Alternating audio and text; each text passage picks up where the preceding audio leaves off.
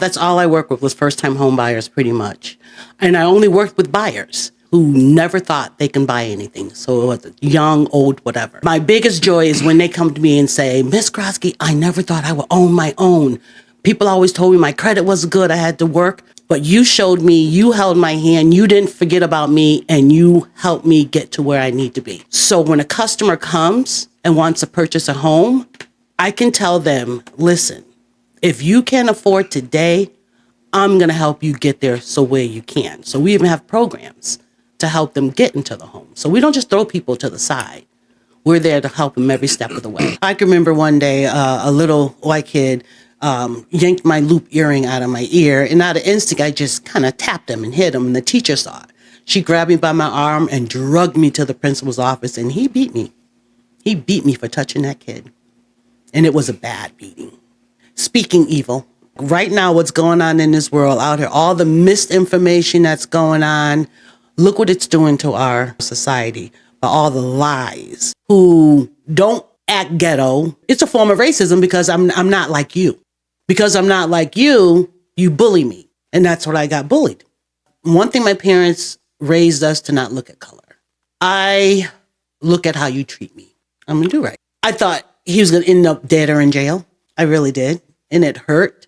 He took me right out of my home. I know nothing. Yeah. He trained me to his expectation. I was his. Because I thought, oh, he loves me. I was dumb, naive, and stupid. Let's talk about communication. Let's talk about the love. Let's talk about communication. Oh, let's talk about the love.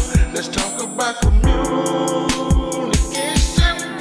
Let's talk about the love. Let's talk about communication.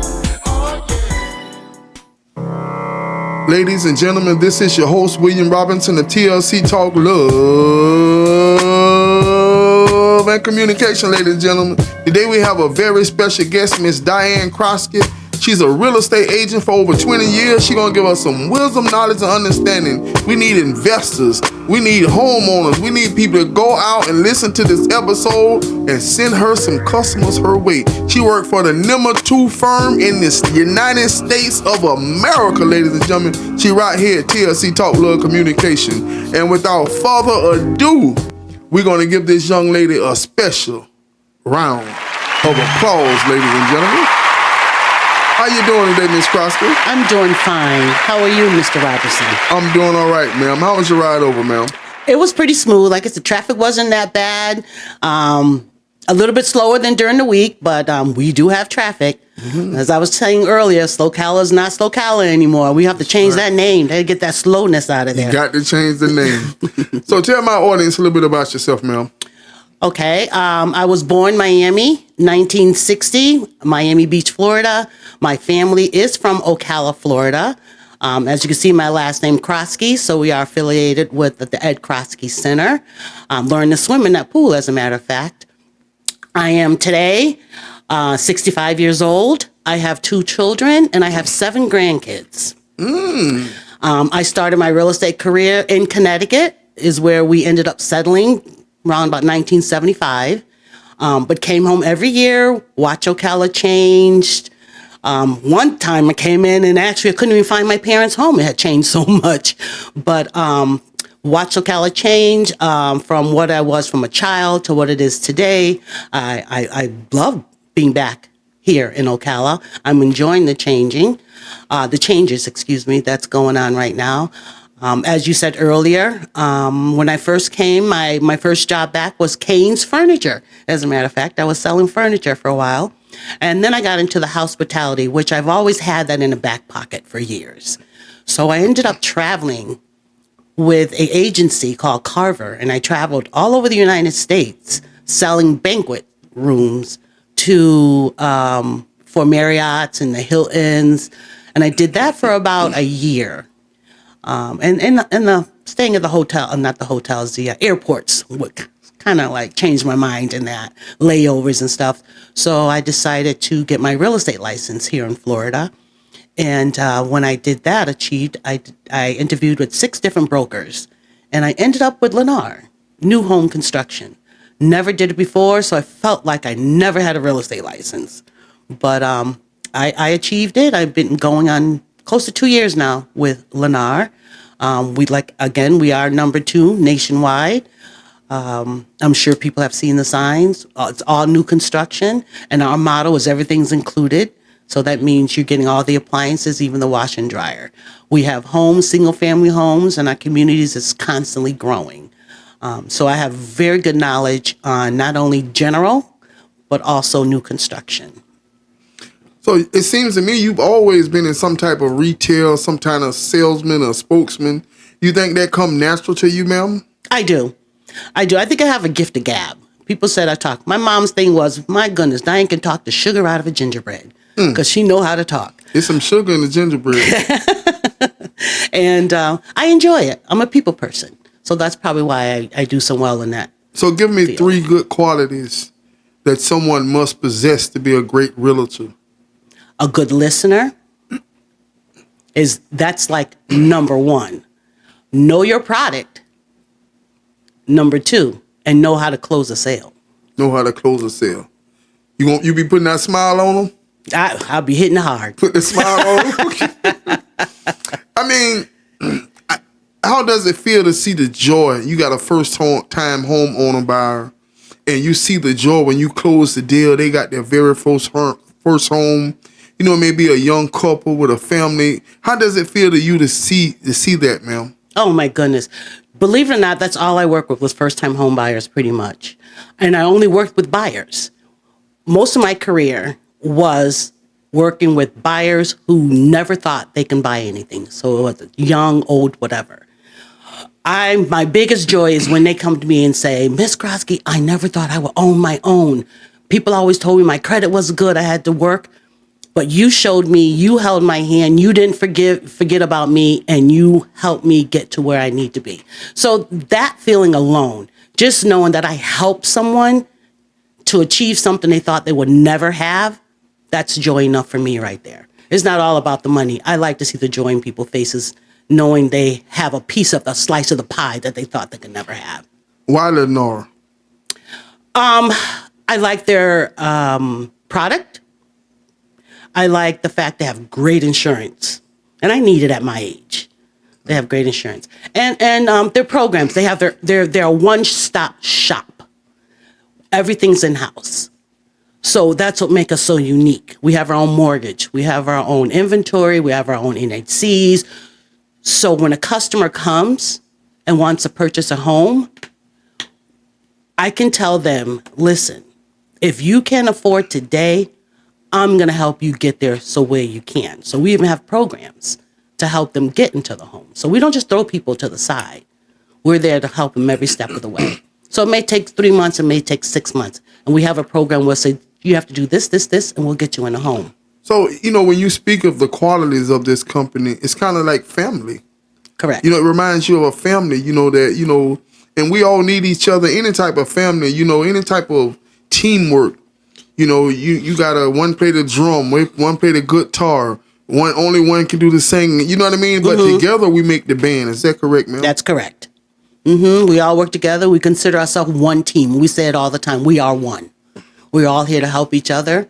We can call on each other. If we get stuck on a contract, we can call someone. Hey, can you help me? Sure. Can you help show this place? Because I'm busy. Sure. I mean, we're always here to help out. See, when you just made that statement, we are one, I heard that song in my head. You know what song I'm talking about? The one from Michael Jackson? No, we are one. We are one. You're going to have to pull up that song. Oh, Miss Croskey, you supposed to know that. But you don't have to pull it up because now I'm going to have to use it. That's right. We are one. We are one. Your roots in Ocala, Florida. When we speak of the Ed Croskey Center, a.k.a. the auditorium. Oh, yes. That's the staple. That's like the center piece. That's like the Statue of Liberty in New York. The Ed Croskey Center is the Statue of Liberty of Ocala. That's right. How does it feel to be, that's your lineage, a great lineage, a great line of people here in our community. How does that feel to be a Croskey, man? What does it mean to be a Croskey? I feel proud to be a Croskey. Now, I'm not going to to be honest, back then, those days, of course, I wasn't even thinking about what the Croskeys' how it's going to be today. Back then, I was like, how can I get out of Ocala? It was so bad with the segregation and all that stuff. But today, I'm proud to say I am a Croskey, and I have no problem saying it. That stage you're talking about, I was on that stage as a kindergarten singing the Supreme, Stop in the Name of Love. Remember that song? Yes. Stop in the name of love. And everything? Yes, we did the whole show and everything back then. Yeah, a kindergartner. You weren't Diana, was it? Was you Diana? I don't know. Maybe I was. With the name Diane, right? Yeah. But I do remember being on that stage because I was scared as I don't know what. So at what age did you come to? So you went to school in Ocala, correct? I started school in Ocala. I made as far as I'm going to say, what's College Park over there? That's elementary school. Okay, it was elementary school. I started over there, and I finished elementary in New Hampshire. I'm trying to think where we were. So, you mentioned you want to get out of Ocala. You said the segregation. So as an elementary school student, you experienced segregation? Oh, yes. I can remember one day a little white kid yanked my loop earring out of my ear, and out of instinct, I just kind of tapped him and hit him, and the teacher saw it. She grabbed me by my arm and dragged me to the principal's office, and he beat me. He beat me for touching that kid, and it was a bad beating. The principal beat you? Yes. Mm-hmm. And you in elementary school? Elementary school. In today's society, these things, I don't think so much as the people have changed. I think technology has changed. Mm-hmm. Because I believe, given the opportunity, if they can get away with it, some people do the same thing. But it's so many cameras. Today? Yes. You really believe that? If the cameras, think about it. We can remember the Rodney King situation. Mm-hmm. That was happening on a daily basis. But that just got caught on camera. And nowadays with technology, it's cameras everywhere. So, you got to be a little more cautious. You're right. You understand what I'm saying? Yes. But I just seen a thing on the news where the kid was nonverbal. He couldn't talk, and he was autistic. And, the things that the teacher was doing to this kid, you wouldn't think that a grown person would do that to no child. But the mom put a camera in her son's hair. That's the only way she caught the man. The man is calling this child, I'm sick of you, you little N-word, and all this, and punching him and slapping him in the face. And the little kid is a kid. He's autistic. He can't even speak. Yeah. But that happens with not just kids, too. Right. One thing I would never do is, I'm not knocking, what do you call them, retirement homes. But there are a lot of abuse that goes on in those, too, as well. And so that has no color. That's dealing with any type of hospitality. Mm-hmm. I think you have to be a special person to deal with hospitality. When you're in the field of hospitality, you know what I'm saying? Even like if you're a waiter, a nurse, a salesman, you know what I mean? Because you're catering to the needs of others. That's right. And every time I pull up the Walgreens pharmacy, they have a sign that says, be nice, because the person that's serving you is someone's family also. And you have to do that. Yes. And it's sad that we have to be reminded of that. So when you moved to Connecticut, what was the difference? Was it a culture shock for you? No, it wasn't a culture shock, because remember, I came from Portsmouth, New Hampshire. So when I left Ocala, Portsmouth, New Hampshire, you have no black people anywhere that I saw. Mm-hmm. At my school, we were the only ones. And the same thing when we went to Connecticut. We were the only ones. And that was in 75. What was that like? How was that experience? My first day of school, I had a fight with a school bully. For calling me the N-word, matter of fact. The North and the South is not different, but different. Different in a way of the North, it's more behind the scenes. Mm-hmm. The South is in front of your face. You understand what I'm saying? Which would you prefer? I prefer to be upstrutting in front of my face. That way I know to stay away from you. You understand what I'm saying? I agree with that. Don't do stuff behind my back. Be straight with me. At least I know where you're coming from, and you'll know where I'm coming from. In Florida, here in Ocala, Marion County, you see back in the days, they got the big trucks with the rubber flag, the shotgun, the rifle in the back.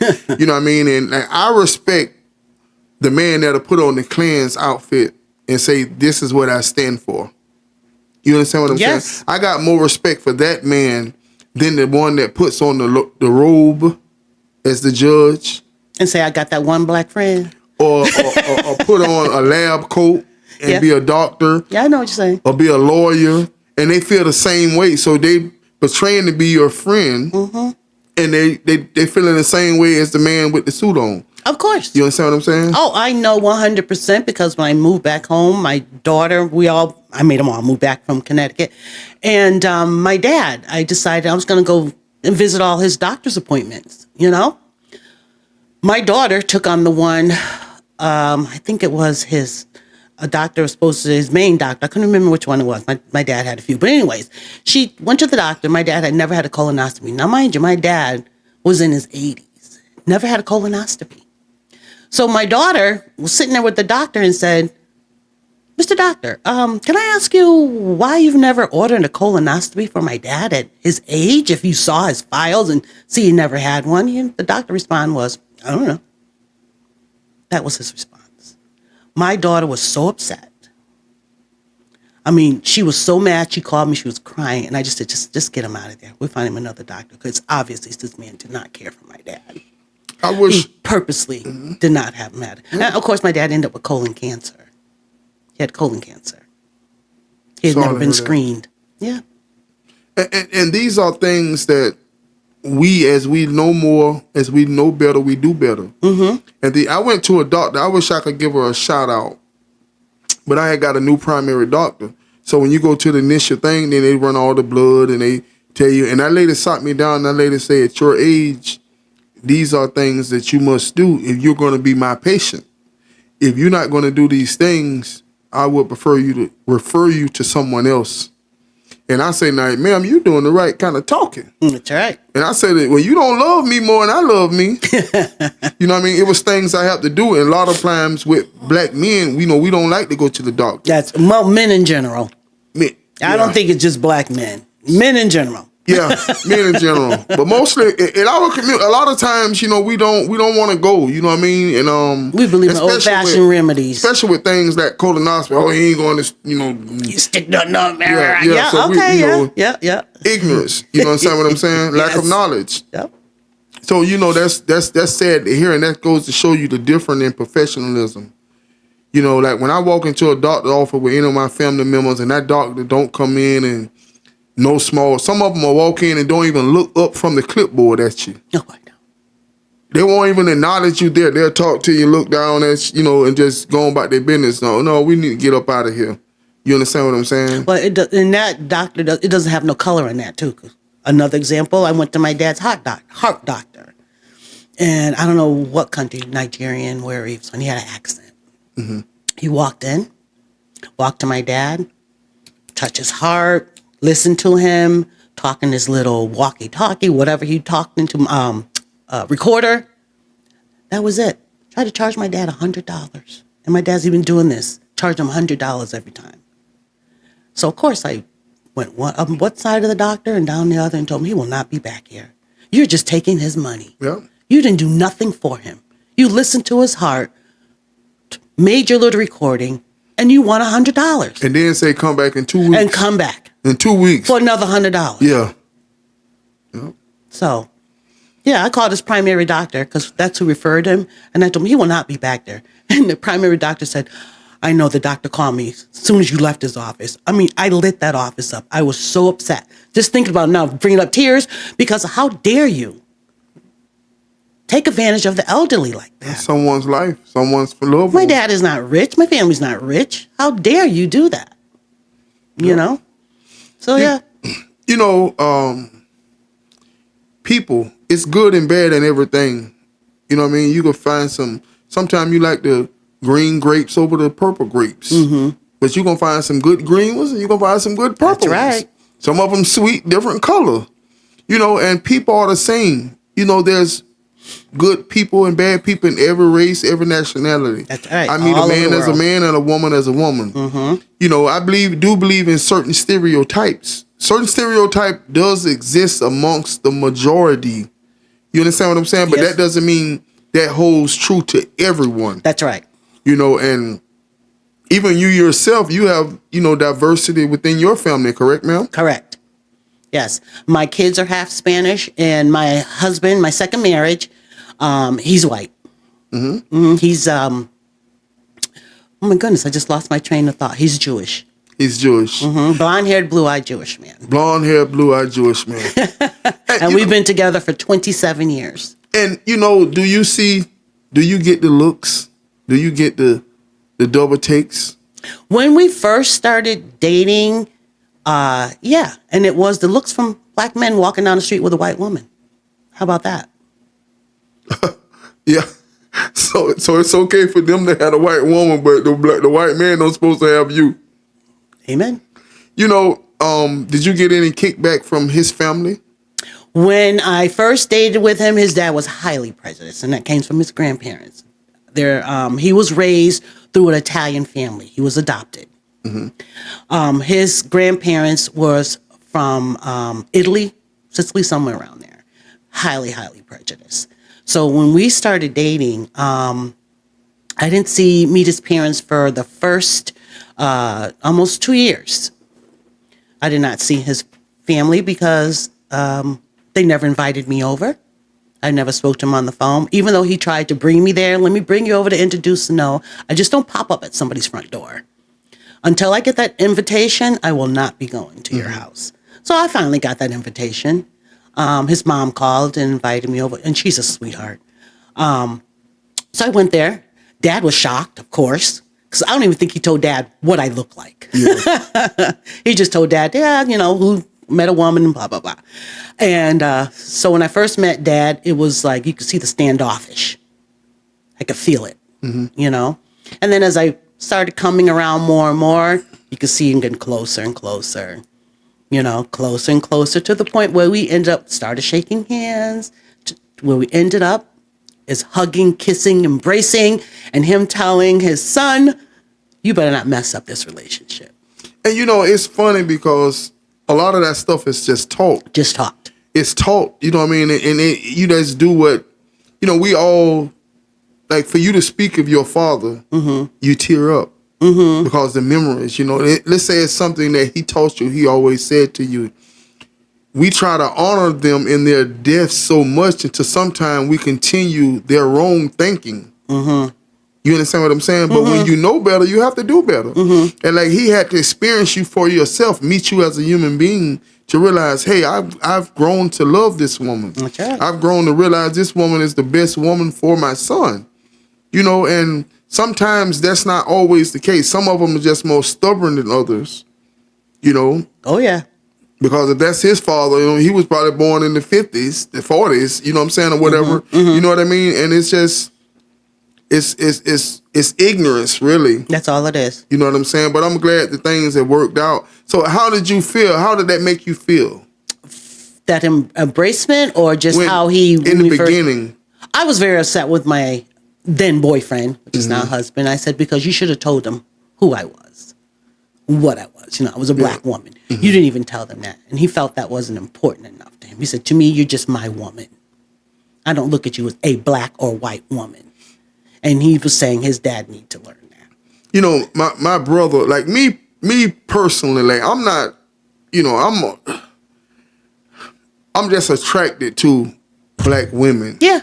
You Nothing wrong with understand that. what I'm saying? Yeah. I could meet a person as a person and say, you know, that's a pretty lady. Just because I'm married don't make every woman ugly. That's right. You understand what I'm saying? You just be real. You know what I mean? That doesn't, Halle Berry is Halle Berry. That's right. You know what I mean? It's okay to look. It's okay to look. You know, and I got, you know, people in my family that, you know, that's married outside of their race and everything. And hey, if you love her, I love her. That's right. my brother wife, you know what I mean? If you If love you her, happy, I'm happy. you love her, I love her. Mm-hmm. But don't be coming telling me all the, you know how you got somebody you tell, man, she done this with her. Don't be telling me that now, because if I go to sin the other part, but the Bible says love covers a multitude of sins. True love conquers, and from your husband's perspective, when he made that statement, he was telling you from his point of view, I love you no matter what. I don't see your color. That's right. And basically, it's like, I know my dad is my dad, but he gonna get over it or else. Because he wasn't giving up me. Exactly. He was willing to give up his own family. So he was willing to give dad a shot to come around. And dad also know his son. And he know for his son to bring you, his son mind had to be made up. That's right. You understand what I'm saying? He knew that, my son mind is made up. You know what I mean? And from that point, ma'am, that was an act of love. I know. You know what I mean? And still love him to this day. Still love him to this day. Yes, I do. So tell me 3 good things about this man. He's very honest. Number 1, very trusting. That's hard to find. Because my ex-husband was definitely not trusting. He was out there in the streets slanging it everywhere. Thank you, Lord, that he did not bear kids from any other woman. I got really lucky with that. So my children don't have any other siblings that they're worried about out there. But he's... that you know of. Definitely don't. Yeah? Yeah, for sure. I know we don't. I'm very confident there's no other siblings out there. It's just those 2. Trusting. He's very, open, discussing why. He doesn't, I don't know how to say about my husband. He's not a dominant man. He's more of a quiet, laid back man. And sometimes that's a bad thing, because when I get upset and I want to have a nice argument, he won't argue with me. He's one of those quiet men who sit there and look at you and listen to you and say, "Are you finished?" It's power in silence. And I'm going, you know what I'm saying? That black woman. Yeah. And he's like, okay. You just made a statement. A lot of times when people date outside of their race, when they give the reason for that, they'll say, well, the Caucasian woman or the Puerto Rican, Puerto Rican, that's black too. They get a little feisty too. You know what I'm saying? Oh, very. See, stereotypes are, like we said before, stereotypes are true. They're true. A lot of the time. And when you give a stereotype, you're talking about the majority, not everyone. And a lot of times they'll say, well, the Caucasian woman is more catering. I call it, they're more gullible. Okay. You out slinging sausage or whatever, you walk in that black woman house 2:00 in the morning, you better have a pretty good answer. Amen to that one. You better have a doctor's excuse, a police report. You ain't gonna just tell her. Oh, like anything. my ex, my car broke down and I had to spend the night on the side of the road. Who can believe that? Right. And see, sometimes, the other woman may be a little more, airheaded or whatever you want to call it. You know what I'm saying? And but like you say, you arguing at your husband. I want an argument back. I want a competition, because when he's not arguing, it makes you feel like a dummy. Like, what's wrong with me? I'm acting crazy. You know what I mean? See, but if both of us acting crazy, hey, no one knows who the bad guy is. But if I'm the neighbor next door and I hear you over there, yeah, and this man just sitting there, who's the crazy one? That's right. There wasn't that crazy lady over there. Yeah. But I'm okay with that. Like I said, but he's very, very trusting. And the reason why I know that he's trusting, because I had an incident when we went out to a club. I'll tell you what, my incident was so funny. I'm a dancer. I love to get on the dance floor and I'll dance to 5-6 songs in a row. Yeah. I've always been that way. No, I can't do it today, but back then I did. He doesn't dance. I mean, you don't find a whole lot of white people to get out there and dance anyway. While I was on the dance floor, mind you, we were in this pretty much all black club, and he was sitting at the bar. While I was at the club, and dancing, when I got done finally, he goes, "Oh, it's about time you came back." I'm saying, "Why? You all right?" He goes, yeah. He goes, but you see that table of women over there? I was like, yeah. He goes, one of them came over here, pretended she dropped something, and hiked her booty up on him. I said, she did what? He goes, yeah, she did that. I said, who did that? And he turned around, pointed at the table. The ladies went, he told on us. Straight up. Straight up. Straight up. I just laughed. I was like, oh, those ladies, okay. Do you think you think it's an individual thing, or you think it's a race thing when it comes to loyalty in marriage and relationship? I believe it's an individual thing. I don't think it's a culture thing. It's the person themselves, the loyalty, how much loyalty you have, and how much loyalty you want. What you put out, you should want to get back. You know? My ex-husband being a cheater, he thought I was a cheater, which I was 100% devoted to my husband. But because he was out there, our majority of our fights and argument was, I know you're cheating on me, I know, which I never was. No, you are the cheater. So and you're thinking, I'm doing what you do. A thief, if I steal from you, I would automatically think you will steal from me because I get you. So that's how that works, kind of. That's right. So yeah, I believe it's the individual. If you're trusting and truthful to your husband, because I always tell my kids, they're married, they got kids, you know, my grandkids. If you could tell anybody you love them. I could tell you I love you. But if there's no trust in relationship, there's no relationship. If you had to describe love in one word, what would it be? Honesty. Honesty. No, the trust. I'm big on trust. You know, I got 3 monkeys right here. Hear no evil, see no evil, speak no evil. Which one of the 3 is the most important and why?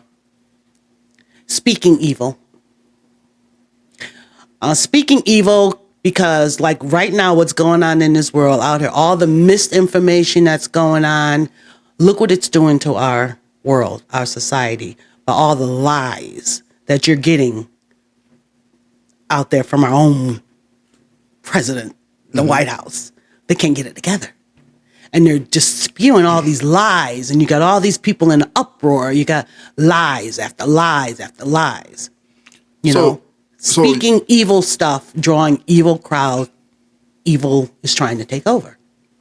And you know, out of the 3, that's the only one you can control, because you can see something you wasn't intended to see. That's right. Or hear something. You could overhear something that was not intended for you to overhear it. But it's up to you to repeat what you saw or heard. You understand what I'm saying? That's right, yeah. And that makes the difference. Mine. A huge difference. Your business. You know, that's the number 1 rule. You know, so why real estate? What changed it for you? You know, what avenue were you going down and you say, you know what, I'm going to dig my hand in this real estate thing? Why did you feel like you can be successful? And why 20 years later you're still doing it?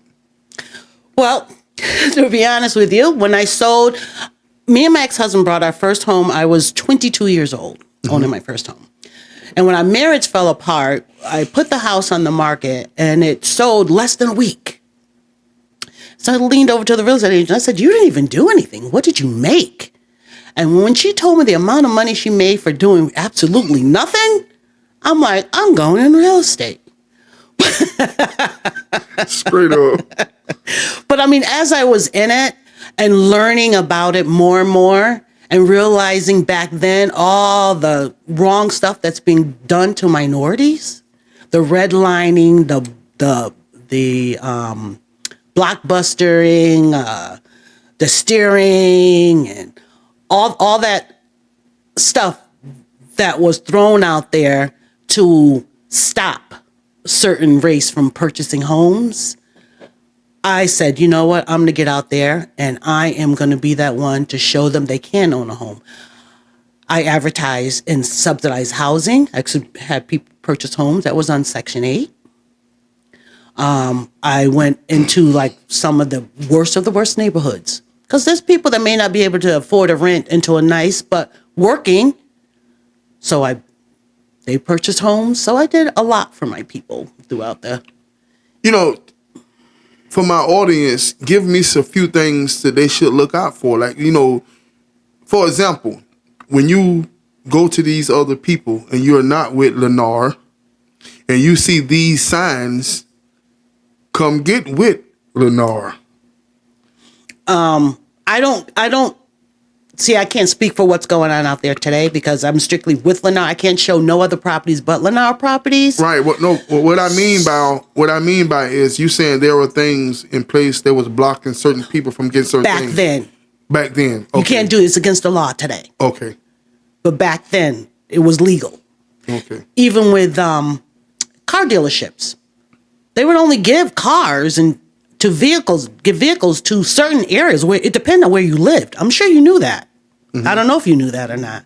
No, ma'am. Some of these car dealerships, because if they have to repo it, they want to be able to go inside that community and repo the vehicle. Right. So if you lived in a certain area back then, you were denied a loan because they didn't want to go in the neighborhood and repo the car or vehicle, whatever you had at that time. They was afraid. Yeah. Going there, and that's called redlining. Mm-hmm. Real estate was doing the same thing. They wouldn't sell a home to a certain person in a certain community because of who they were. You know, so you're 65 years old. What's the one thing on your bucket list that you want to achieve? God, I travel so much. I don't know. I know people always say financial wealth. What is financial wealth? I don't know. To me, financial wealth is I want to be happy. I don't want to be a millionaire because you know what? That's trouble. Money's evil. I don't want a lot of money. I just want to be happy. My bucket list is to when I retire, when I finally say I'm retiring, I want to be able to sit back, relax, and not have to worry about how I'm going to pay the next bill. That's all. I don't need thousands and thousands and millions of dollars to do that. If you could change one thing about the world, what would it be? If you could change the law that everyone had to abide by.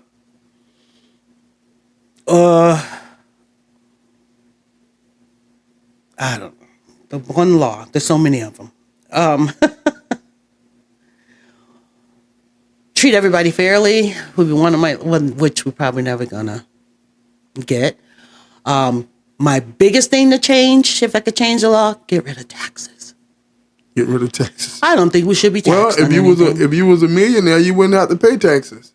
If I was a millionaire, yeah, they just know how to get around it. Yeah. So that's it. But yeah, I would probably say get rid of taxes. Are you a voter? I am a voter. I was a 100% Democrat, but I've recently changed myself to non-affiliation. I don't like either side. You know, sometimes we as a people, ignorance is really not an excuse nowadays. And you know, most black people say, "I'm a Democrat," and you ask them why.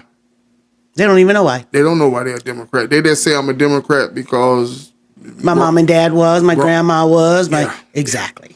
And if you do your research, the Democratic Party is the one that done the most damage to us as a people. Sure did. And the trick, you know, they that's what they tricked us into believing, you know, the foolishness. You know what I'm saying? Every black person running around saying they're a Democrat and don't even know why, don't know a Democrat, a real jackass. Don't even watch the news. A real donkey. A real donkey. They're really jackass. you know what I mean? And I was one of those. I'm not gonna lie. I was one of those. I'm a 100% Democrat. Why? I don't know, because I'm a Democrat. But once I start getting into listening and opening my eyes. And it goes back to individual. I believe that it doesn't matter the party. I think it's the individual. That's right. And like, you know, like Trump is, you know. Trump is Trump. He's a dumbass. Don't know what the hell he's doing. Yeah. And they're allowing him to do it because he's not the one pulling the strings. See, to me, like we praise Obama because he was black. But you don't get to that position by being for the people. I mean, if you got to that position to the point where they okay with you being here, you one of them, you just better. See, Trump just say things in public that they all say behind closed doors. Absolutely. They all do the same thing. He just can't bite his lip. And it goes back to the man with the Klansman outfit on or the man with the lab coat on. That's right. Both of them feel the same. He gonna shake your hand, take your money, and kill you on the operating table.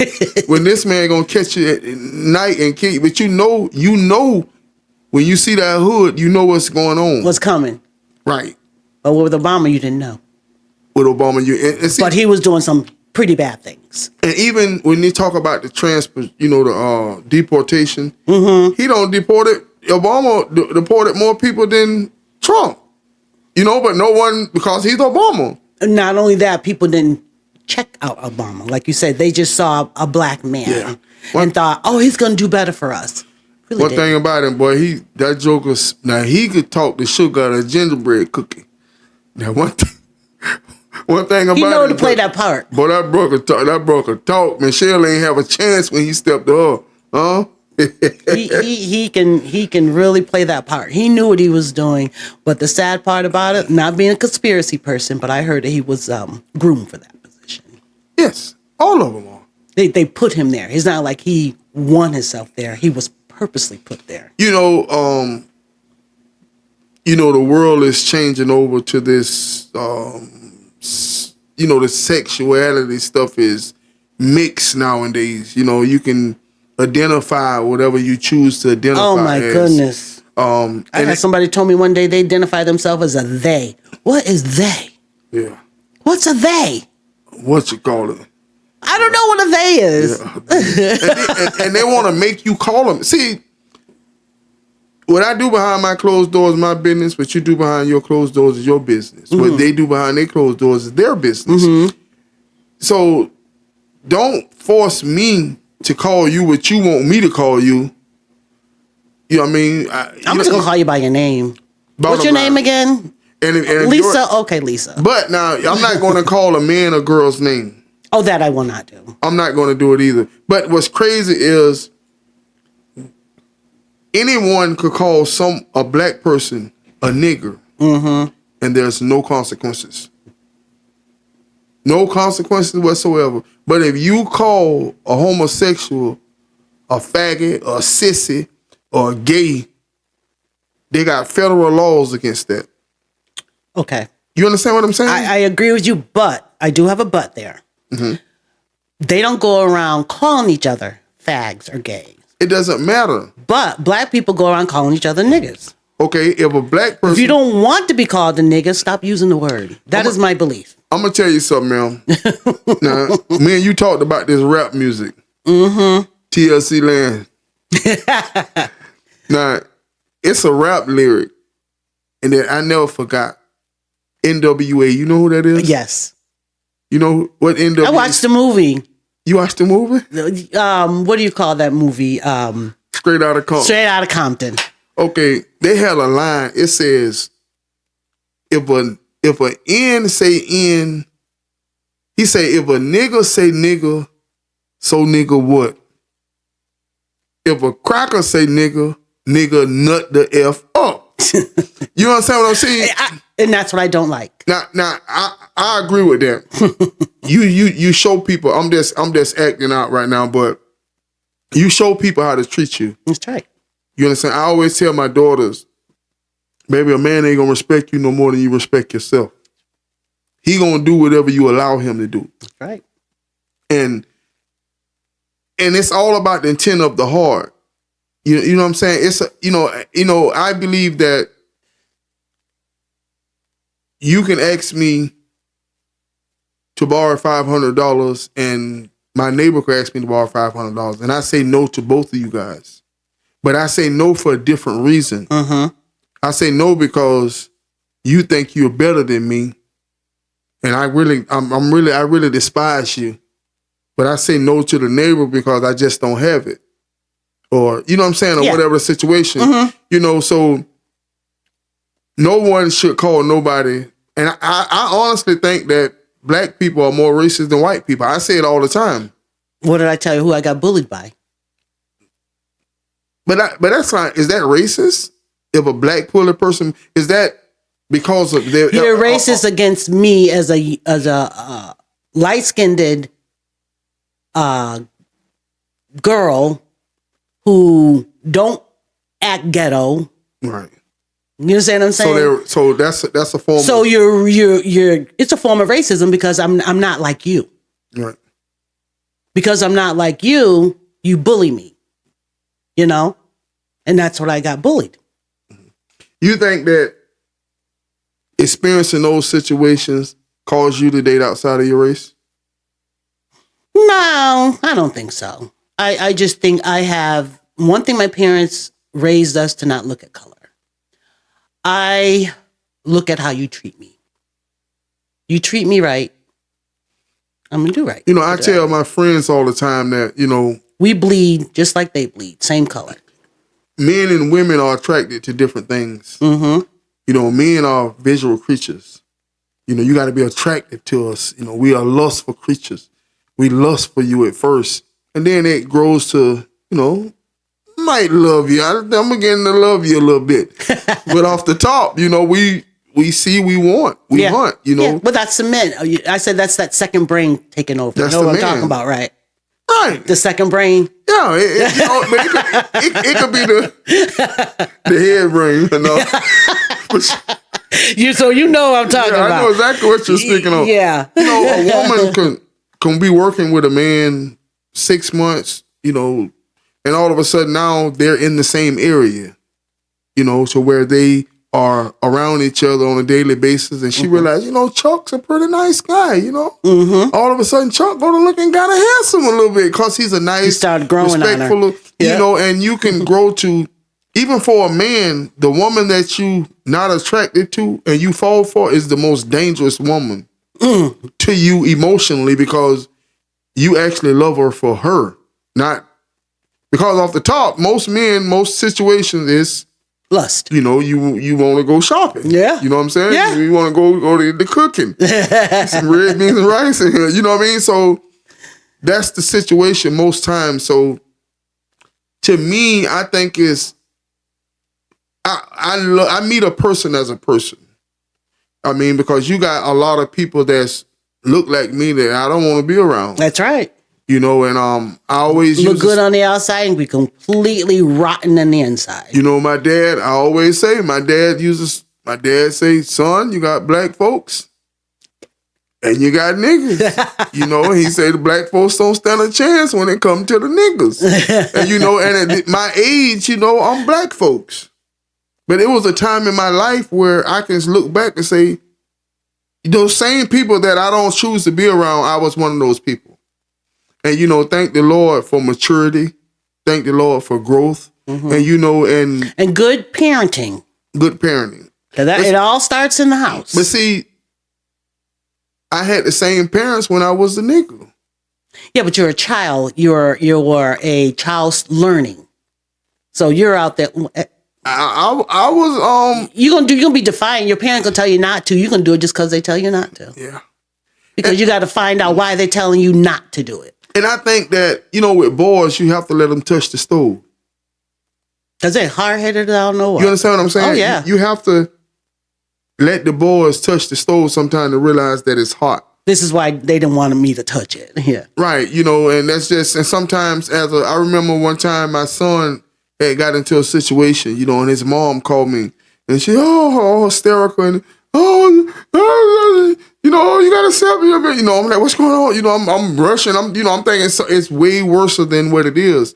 And when I calmed her down and she spoke to me and told me what it was, I'm like, listen, nobody cares. It only means something else because it's our son. But it's not as big as what you think it is. I said, he a boy. He's a man. Let him touch the stove. You know what I mean? Let him, he's going to be all right. You know what I mean? Daddy's going to, you know what I mean? He's going to be all right. You know what I mean? Listen, I babied my son. I know I babied my son. It was bad.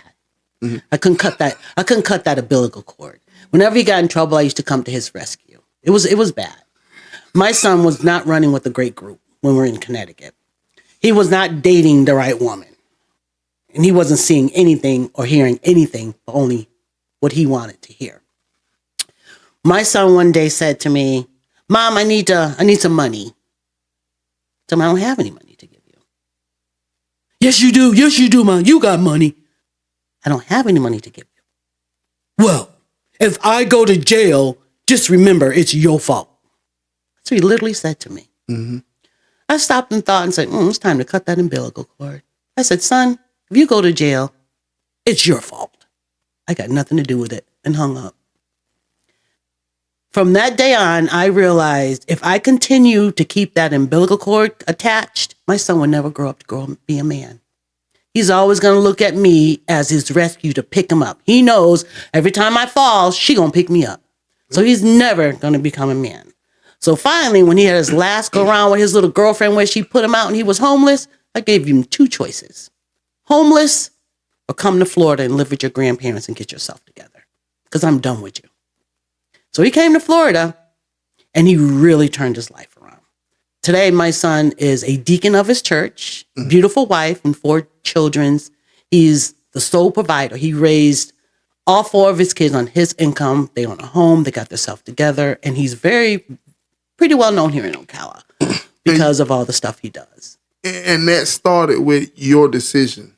To cut that umbilical cord. See, I make this statement all the time that I feel as though mothers unconsciously manipulates their sons. Mm-hmm, we do. They control their sons. Women, a man may be the king, but everyone knows the queen runs the castle. Absolutely. You understand what I'm saying? Oh, yeah. I tell my daughters that. I tell my granddaughters that. You have the power. Yeah, he's going to sit up on the throne and bark out the orders, but she told him the night before what's going to be said up on that throne. You know what I mean? And,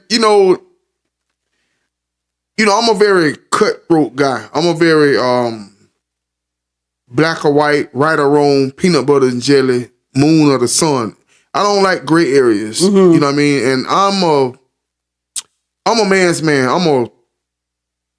I used to be a very aggressive person. Mm-hmm. You know what I mean? And I think that it propels me to greatness. It propels me to be successful. I'm very driven. You know what I'm saying? Mm-hmm.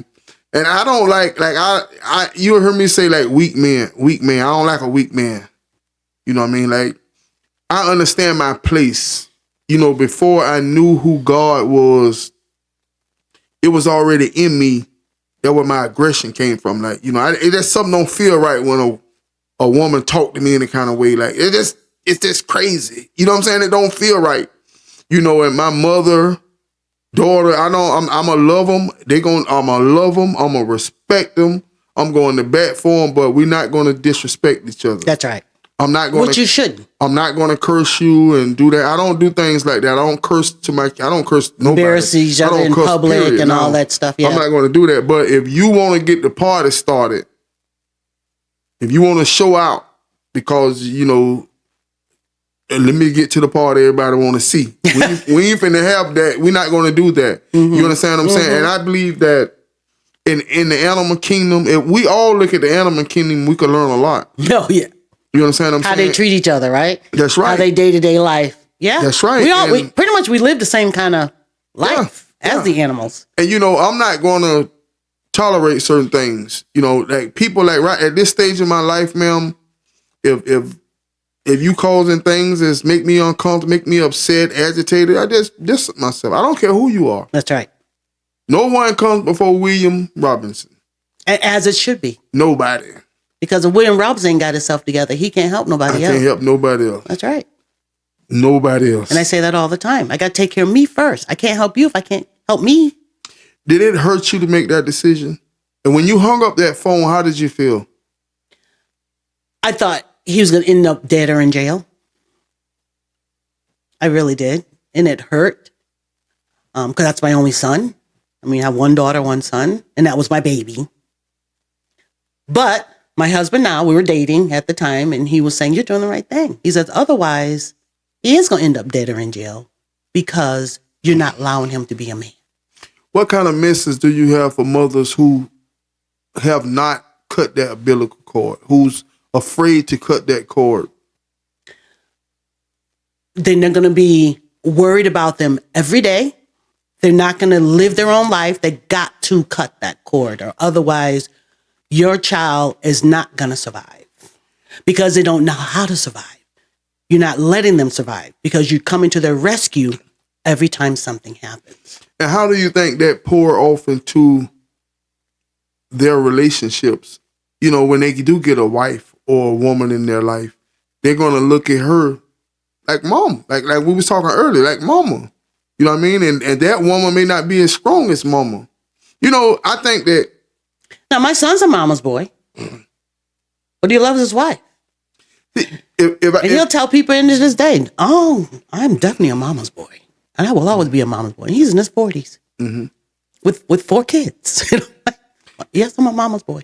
You know, and most of the time, mamas raise us. Dad, you know, sometimes, unfortunately, dad's not there. And, you know, so it's mama. I was a single parent. It's mama bear. You know what I mean? My mom raised 4 boys. Mom got 4 high school diplomas in there.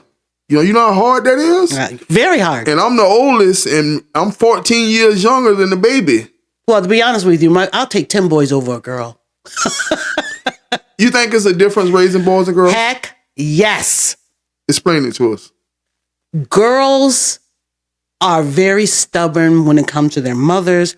And not only that, girls, once they start dating or having sex or whatever they do, you're the most dumbest person in the world. They don't hear you at all. All they want is to get to that boy or get to that man. Get to that sausage. No matter whether they're good man or not man. Man is man in their eyes. He loves me. He loves me. Yeah. You know, when my daughter, I tried to tell her the same thing I tell my granddaughter. Girl, don't you know you have the power? You have the power, but you don't see it. Running and chasing behind a boy, he's not going to respect you. He respects those ones that are the quiet ones, the ones that are defiant, the ones they got to chase. Those are the ones they want. They don't want the easy ones because they have that all the time. But she was not hearing me.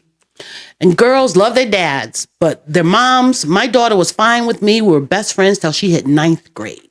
When she hit 9th grade, it was downhill. Completely. It was a whole different atmosphere because you got the 9th, 10th, the 10th, 11th, 12th graders. Yeah. That's a whole different world. Them seniors and them boys know how to get them. Yeah. They know what to say. I mean, you got to think, you know, she's coming, okay, when you're in the 8th grade, you the big dog. You the big person on campus. Now you just a little freshman. All these people older than you. You afraid. You walk around. You don't really know nobody. Right. But this guy, see, when school starts, it's always football season. So you got the big football player that's popular. Everybody knowing. If you his girlfriend, that make you somebody. You know. If he steps to me, yeah, he came to me. I can't say no. It don't matter what Mama said. You know. And that was my problem. Look how you looking like that. Because I had to raise him pretty much by myself. But so I was considered, like I said, Iron Fist, Big D. So to try to tell my daughter, have respect for yourself, and she wasn't hearing me. But see, you got to remember when you was 19. When I was 19, I was. But even times were different. I was with my ex-husband, my first husband, the kid's father. Right. He took me right out of my home. So I know nothing. Yeah. He trained me to his expectation. Right. I was his, because I thought, he loves me. I was dumb, naive, and stupid. The first time when I got married, I was 19 years old, and it was like she graduated June the 6th. We got married June the 17th. Okay. So it was like bam, bam, you know. She had just had our daughter, so we kids. You know, we come up from kids. Yeah. Wow. Yeah, you're younger than me. And but it's different. You know what I'm saying? It makes you mature faster. Of course. It has, but I was a good man. You know what I mean? I might have, done a little, little sausage slanging on the side, but you know what I mean? You're a kid. You know what I'm saying? But once I got married, it was different. Like it was truly different for me. It's certain things. Did you become 100% trustworthy and truthful and honestly to her, or was you still out there slinging on the side? No, for a long time we have good long spans period of time. But I'm not a. You be careful what you say to me. Mm-hmm. You know what I'm saying? Angry or no angry. Watch your mouth. You know what I'm saying? We ain't having these kind of. So when you tell me, hey, you know what I'm saying? You say the wrong thing, hey, I'll make you stand on that. You understand what I'm saying? So, so I did. It was a time with that. But when you see a kid, it's very important. You say, my son is never going to become a man if I keep pacifying him. That's right. And so many times, mothers will raise their son to be a man that they wouldn't even want. You follow what I'm saying? Yeah. And see, I commend you, ma'am. And as a matter of fact, I'm going to give you a special Round of applause for cutting our umbilical cord. You understand what I'm saying? For cutting that cord on that young man.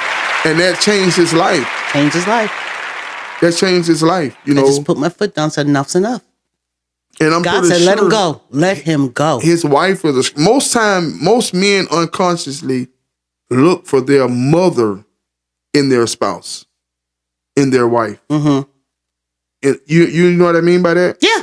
The characteristics of their mother. Because from the beginning, a son's gonna love his mother more than anybody that exists.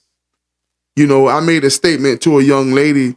We was talking about that, and I asked her the question: why do you think a lot of mother-in-laws and daughter-in-laws don't get along?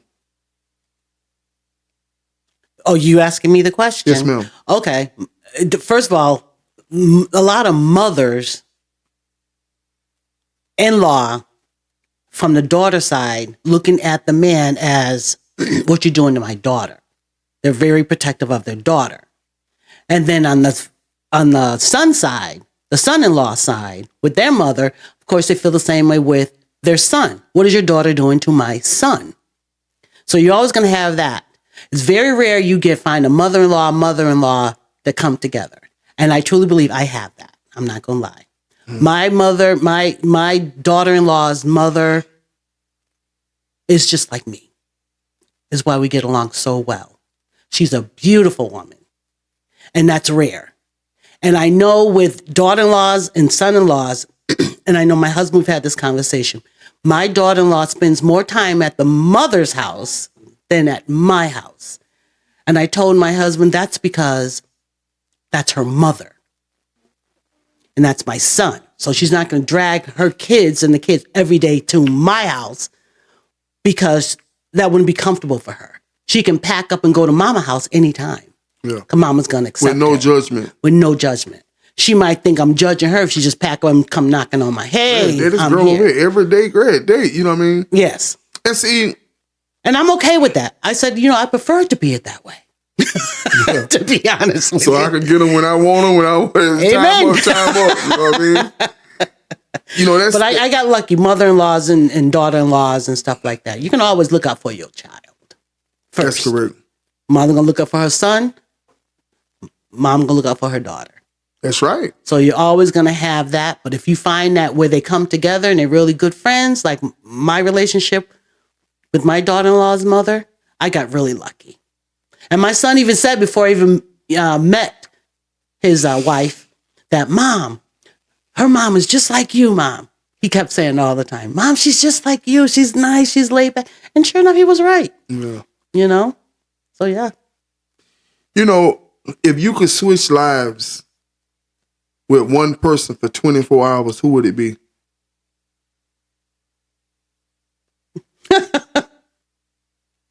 I don't know.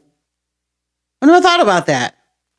I don't know if I want anybody's life. I like my life. How about that? You like your life? I like my life. Croskey. That's right. What's your last name? Croskey. I'm a Croskey. That's right. Die-hard Croskey. I tell you what, man, we're going to play a game called Fill in the Blank. I'm going to ask you some questions. You ask them quickly, precisely, to the point. There's no right and wrong. First thing come to mind. Oh, geez. Okay. You ready? I'm going to try. I've always wanted to take a nice cruise on one of the most luxury cruise ships. I love when someone gives me a compliment.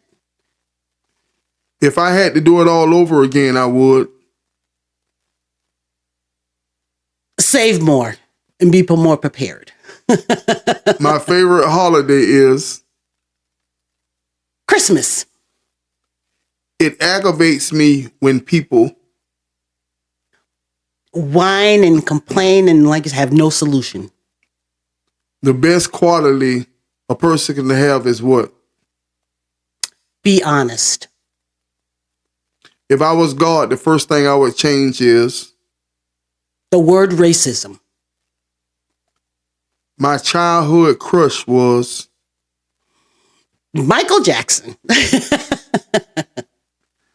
My favorite Michael Jackson song is We Are the World. if I could travel anywhere in the world, it would be I will go back to Ocho Rios, Jamaica. my favorite movie is Michael. I love that movie. Did you see it? yes, ma'am, I did. I want more of it. You want more? I do. He does something to me. And they killed that man. I don't care what nobody said. Marvin Gaye or Teddy Pendergrass? Marvin Gaye. Barry White or Isaac Hayes? Isaac Hayes. I don't know, that was a hard one. Kind of like Barry too. But that's he baby making music. I ain't making no more babies. The Temptations or the Commodores? Commodores. Jesus is. Good all the time. If I could go back to any age, it would be My late 20s. when I meet someone, the first thing I notice is Their personality. my greatest strength is My mouth. my greatest weakness is Too trustworthy. the biggest misconception about Diane Croskey is what? They think I'm mean sometimes. I'm a pretty good young lady, but I draw a line in the sand if you Disrespect me. I love my children because They're my life. if I had to star in a movie with any actor, it would be I don't know. Everybody says Denzel. I do like Denzel. You can't go wrong with Denzel. I know. It is Denzel. Denzel. Bugs Bunny or Pink Panther? Money. Bugs Money? You mean Bugs Bunny? Bugs Bunny or Pink Panther? Oh, I thought you said Bugs Money or Pink Panther. Bugs Bunny or I like Bugs Bunny. Aretha Franklin or Patti LaBelle? Aretha. Beyonce or Fantasia? Fantasia. I know people crazy about Beyonce. I'm not too crazy about Beyonce. Jennifer Hudson or Fantasia? Jennifer Hudson. Whitney Houston I don't care what you say. It's Whitney. or anybody else? That's right. I don't care who you say. It's Whitney. You better believe it. I tell you what, ma'am. This part of the show is called AMA, where you, Diane Croskey, ask me, William Robinson, anything. Okay. You ready? Mm-hmm. What made you get into doing this podcast? Okay, I got into doing this podcast. Basically, I'm being obedient to God. I had spinal surgery when I done 18 years in prison. Okay. And Transfer what? For what?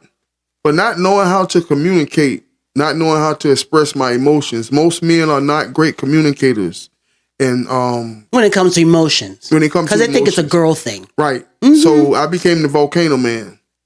You know, the volcano man, I learned. You kept erupting every time, and it got you in trouble. Well, not every time. See, a volcano only erupts when it builds up, and when the lava come out, everything on fire. Yeah, you're right. So that's the volcano man. He takes it, and it's a big explosion. And by me being a good person, I kind of take it, and then it was an explosion. So that's why, I went to anger management for 3 years to learn how to express myself. You notice the name of this podcast is Talk, Love, Communication. Mm-hmm. And I believe that through the proper channels of love, all situations, circumstances can be resolved through the proper channels of love and communication. Mm-hmm. Most men don't communicate well. We'll go out there, cut the yard, change the oil, do anything. We just don't want to go in there and hear you with that yeah. You know what I mean? Yes. And that's not because you are really expressing yourself. You are expressing yourself. It's how you feel. Men don't really respond to their feelings. That's why I think men love different. I think men love is greater than a woman's love. If you got a millionaire woman and I'm handsome, but I work at Burger King, she's not going to take me to be her husband. She just going to say, that was a nice looking man at Burger King, but she's not going to take me to be her husband. A billionaire could drive through the McDonald's drive-through and see that young lady and take her to be his wife and love her and give her everything to his. You understand what I'm saying? A woman not going to do that. A man could be unhappy and would not leave because he's loyal to his vows as woman. He may go out and get a little, may go cook in another kitchen, but he's not going to leave you. And he's unhappy, totally unhappy, but he's not going to leave. And I think when a man gets wealth, he thinks of his family. Stereotypes. Most women, when they get wealth, I don't need a man. You understand what I'm saying? You're hitting it on the nose. I don't need a man. You can't tell me nothing. I do that. You know what I'm saying? Yep. So I think a man love different. And I do this because when I used to lay down, I read my Bible, I lay down at night. I didn't know what a podcast was. When I went to prison, there was no such thing as a Facebook, a TikTok, no nothing. No smartphones, no nothing. So I didn't know what it was. And I kept hearing podcast. So I wake up and I ask people, hey, what is a podcast? They was trying to explain it to me, but I couldn't comprehend it. So I come home, tell my family, hey, God told me to do a podcast. Oh, well, that's good, son. Look on YouTube. What is YouTube? So and you had to learn all that. I was doing good things, going to visit grandmother, nursing home, all these things. So I fell and I break my leg. And when I broke my leg, I thought about Jonah. You know who Jonah is in the Bible? From the Bible. And the great fish swallowed him because he didn't want to go preach to the people like God said do. So swallowed him up for 3 days. He pleaded to God and he spit him out. He went and did what God told him to do. So I said, well, Lord, if you allow me to walk again, I promise you I'll podcast. And I don't know, you know what I mean? I ain't know nothing about nothing. And it's just 3 years ago. You understand what I'm saying? 3-4 years ago. So that's why I podcast. That's why I do obedience. How many? Do you have a lot of followers? Yes, ma'am. I'm very, very well. I'm pretty much the most popular. I mean, but my audience is very mature. I choose not to do silly stuff, silly things, young kids. And I remember saying to the Lord, well, Lord, don't let me chase numbers. You know what I mean? I interview mature people, business-minded people, and I'm looked upon, and I notice the way people respect me different. Like, people don't come to me, even if you have a ratchet person, it's kind of like a pastor. Like when you're around a pastor, you kind of like, more respectful. Yeah, you kind of, yes, and I notice I get that treatment because I am a positive person. And that speaks volume of the platform that I've built. But I mean what I say. I mean, I'm very authentic. You understand what I'm saying? Yeah, that's me. Very transparent. And I tell people all the time. It is what it is. I'm not going to sugarcoat anything. And that's why my audience, I think they love and respect me because if I say it, I believe it. Now, I could be wrong, but at that time, you believe what you're saying. I believe what I'm saying. I'm not going to sugar. You're not going to buy me off for nothing. You're not going to make me, trick me to say this and I don't believe it. I'm not going to endorse your product if I don't believe it. You know what I mean? And sometimes I talk to guys about, their food and stuff. And I say, all right, now I'm going to tell you, now I don't eat this and that. Don't bring that stuff and put it on that plate. Because I'm not going to lie. Don't waste your food to me. Yeah. I'm going to throw it in the garbage. Yeah. Yeah, I'm going to tell it like it is. And I can't hide my face. So if it ain't right, it ain't right. Them greens ain't right. Don't be putting them greens on there. You know she can't cook no macaroni and cheese. Don't have her make no macaroni and cheese. Don't make your wife mad at me. Where do you see yourself with this? Are you looking to do a TV show or are you just going to stick with the podcast? How far are you willing to take this? As far as the Lord allowed me to go. Okay. I do what I do. I mean, it's growing and people, I get recognition. I get a lot of work from businesses and things. Now it's starting to get to where a lot of the work I did for free to build the platform out of obedience, I'm now getting paid to do the same services. And I just feel like that's my reward. You know, people look at you in a light to where when they think I need professionalism, I need something done the right way, I think of TLC. So let me ask you a question. One more question from me. From the time I'm just meeting you, from the time you met me, what was your perception? And what's your perception now as we sit here at this moment? My perception, I think you're a very knowledgeable person. I think that you are somebody that probably can help me go somewhere too as well. And my perception is hoping we can work together, collaborate so that we can help each other. So I feel you are somebody that can help me move forward as well in my life. And hopefully I can get your word out to other people too. And hopefully bring in people as your guests. Because I'm sitting there running through my head to help you. Like we're talking about kids and their moms and all that stuff. Maybe I should bring my son in and he could be a testimonial of how bad his life used to be to where he is today, from a kid that was almost dead or in jail to a man who is a deacon of his church with a wife or kids. Right. And how he got there as a single parent, getting him there in his perspective. And also I thought how, about that. you know, I could get this house built next year with Lennar. Help me build this house next year. Well, okay, the bad part about that, Lennar won't go to your property and build. No? No. They only build in their communities. We build communities.